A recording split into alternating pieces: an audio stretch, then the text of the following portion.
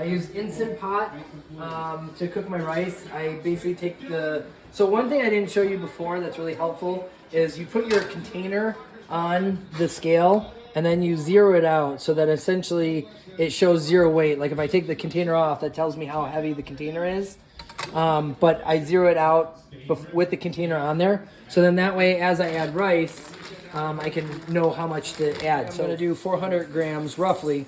And again, this is where you don't have to be super nitpicky. If it's 413, again, at the end of the day, it's like we're talking so small in terms of calories, it doesn't really matter. Basically, I'll zero it out again so that I'm at 0 on the weight, and then I'll just do, so it said up to 500. I'm not, probably like 480 now.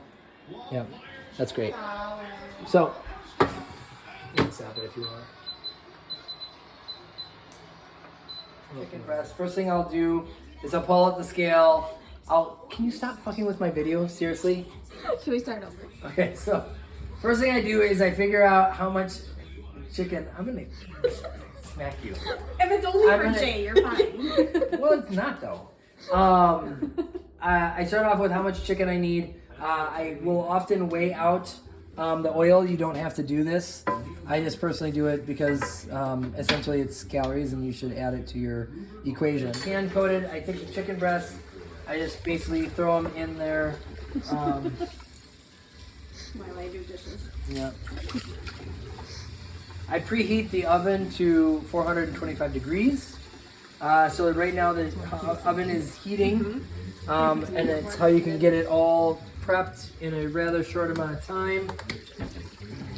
Then what I'll do is I'll season them. This is basically just Montreal Grill Mates or Montreal steak seasoning. It's basically just salt and pepper and some other stuff.